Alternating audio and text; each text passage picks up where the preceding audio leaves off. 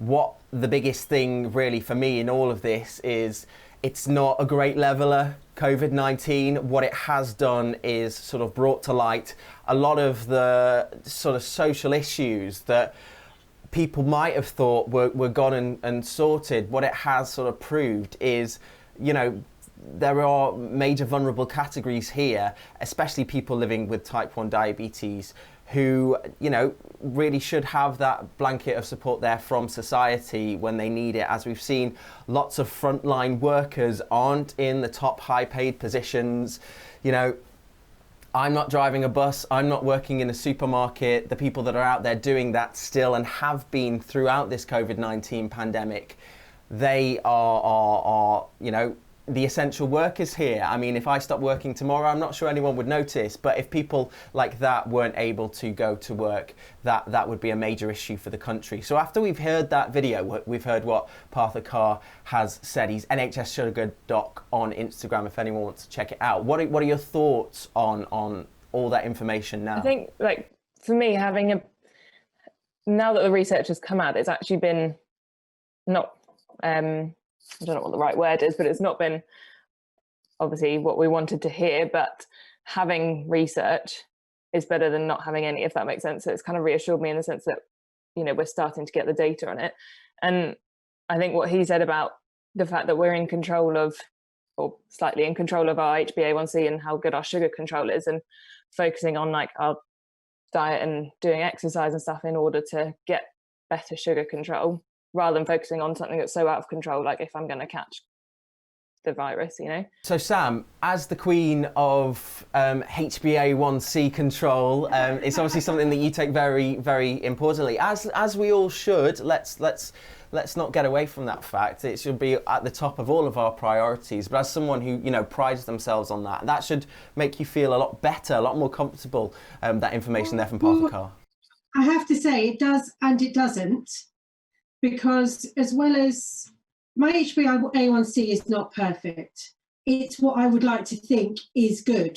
And it's what the hospital tells me is good. And I strive very, very hard to get that as well. And I work hard at it.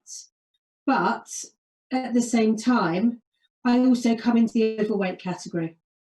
I try very hard as well with my weight. It's an issue, but I exercise every single day. Exercise multiple times a day, and I would like to think I am fit and healthy with a decent HbA1c. But the whole overweight thing then screams something else. Is that by measuring your BMI? I don't even like to go there, and I have no idea at all. For me, it's what it says on the scale. Because I know that the BMI isn't a great way. Totally. There's lots to decide. I think it's a very sort of raw and sort of simple way of, you know, getting a good idea of where, but I don't, because I mean, I've got friends who are really, really muscly guys and they are considered, you know, clinically obese because of the BMI scale. So I wouldn't let it, like you say, I wouldn't, you know, sort of live your life by it. No, but you see, so then my concern then for me, and purely for me, is after the information has come out, somebody is going to say, if you are overweight and over a certain age, probably 40, then there's a possibility you may have to shield. And that obviously they can't look at every individual's HbA1c and personal circumstances. And if I was made to shield, that would be a huge big deal for me personally.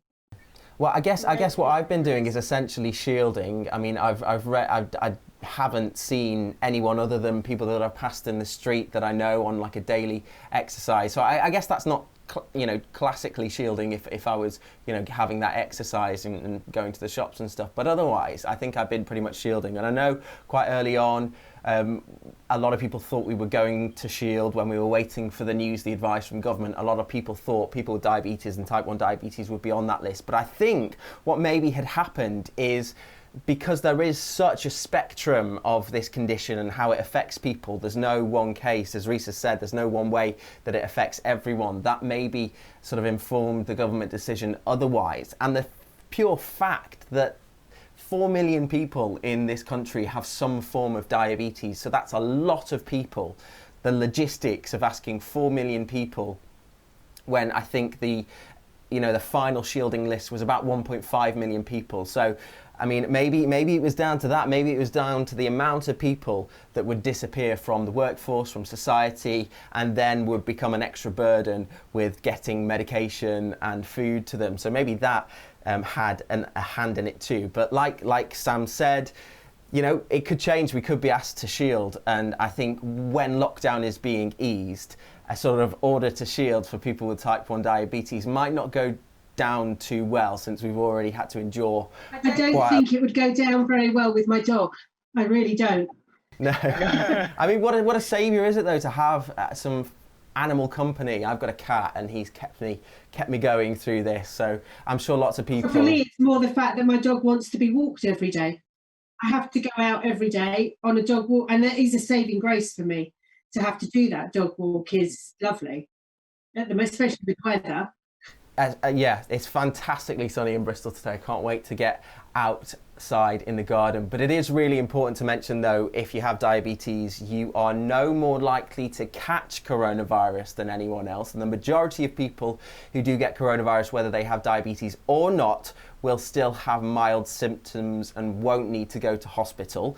The most important thing anyone with diabetes can do is try their best to manage their condition carefully, keep their blood sugar in range as much as possible, and to follow social distancing rules. Don't forget, we're going to be hearing from someone later on with type 1 diabetes who's recovered from coronavirus, so stay tuned for all of that. And if you want to get involved in the discussion, then please do so on our social media. On Twitter, we are at All4One Tweets. On Instagram, we are at All4One Insta. On Facebook, we are at All4One Online, and our email address is contactall41@gmail.com. And like it says in the logo, the 4 is a number and the rest of them are letters.